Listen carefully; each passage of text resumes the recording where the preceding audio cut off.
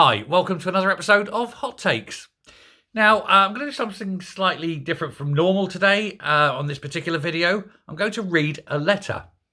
And it's a letter from a good friend of the channel, a good friend of mine, and someone who is very well known, recognised as being an absolute heroine, and who's done some marvellous stuff on a whole number of causes, but in particular with the deaths in elderly people's homes, nursing homes during COVID, that's led to the formation of Operation Copa.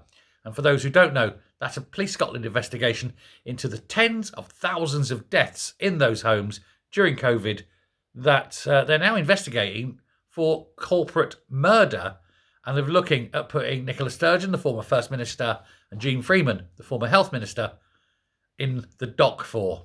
Whether that happens, of course, is another story, but that's the state of play. But this letter, I think, is something that needs a broader audience, and I think it will explain everything to the viewers of this channel, and hopefully others, exactly what's going on.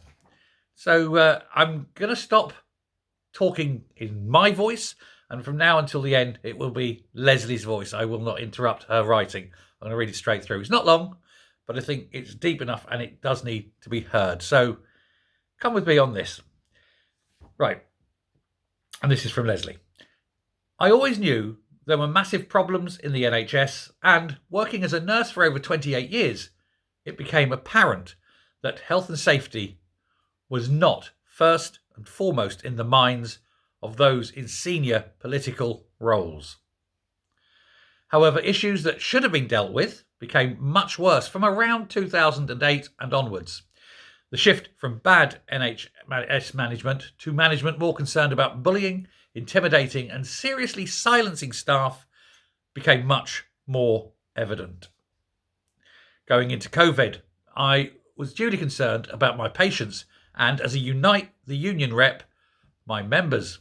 I watched astonished as the hazard definition warning tables were lowered, which in layman's terms means that we really should never have been in lockdown, and that the country should not have been closed in the way that it was.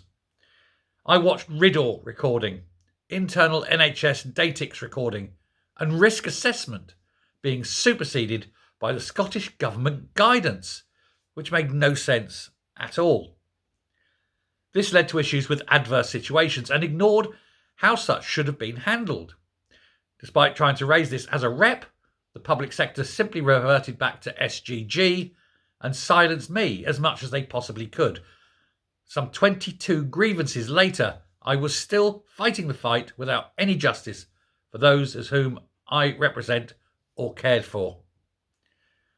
Found listening into a call in their quest to silence me, the arrogance of the public sector became worse by the day.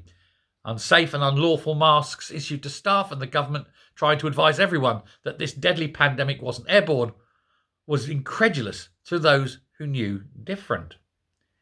Even as children, we knew what a cough was and what it created, and yet, in the worst pandemic of our times, the government refused to say what a cough was, or how a deadly pandemic was being spread. RIDDOR and Datix would have guided the government, and yet SGG superseded all. I watched in horror as the elderly were deemed DNA CPR, do not attempt resuscitation, CPR, cardiopulmonary resuscitation. And I questioned why the relatives were not to be told. I found myself falling foul of this as well with my own mother. And yet I was the board-wide equity and diversity rep. I was also receiving many calls from distressed staff about the elderly and most vulnerable being discharged into care homes, and yet the workforce were terrified to speak out and question anything because SGG superseded it all. Many medications were used under the term NG-NICE 163, which was adopted into NICE NG 191. In essence, morphine and midazolam, which incredulously affected the breathing of those who were administered such a cocktail. I found many nurses terrified to speak out due to the toxic environment of blame, fear, and silence. Nicola Sturgeon and Jean Freeman became known as the Shipman sisters on the nurses' forums, and nurses truly began to detest them. Your health should be the very essence of life, and without decent health care, we are in trouble.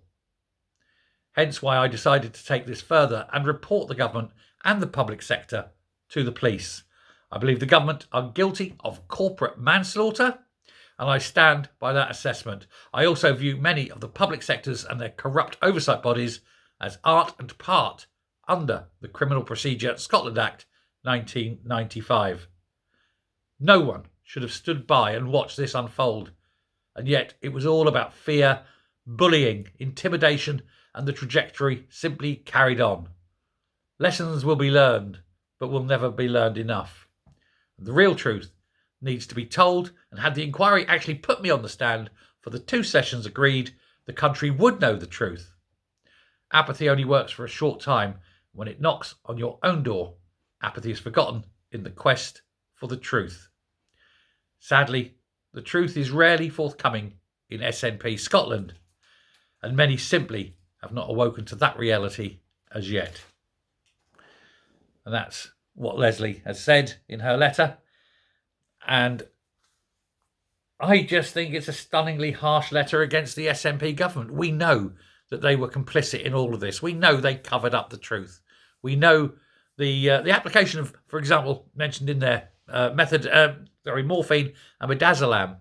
That's actually end-of-life care. This is put in the book to be a treatment for COVID. Well, the treatment seems to be, well, we'll just put the patient down. It's easier that way.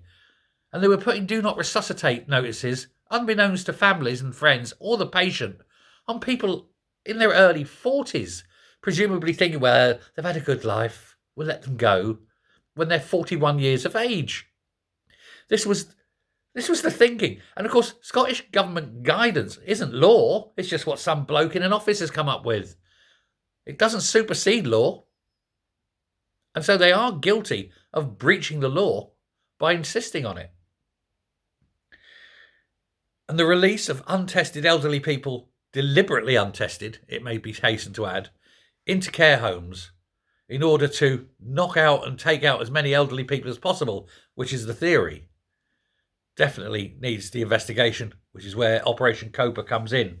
And I, for one, desperately hope that the Shipman sisters, Sturgeon and Freeman, are arrested, charged, tried, convicted, and spend the rest of their lives in a cell for the crimes against humanity that, in my view, and I think in Lesley's, but I can't speak for her, have committed.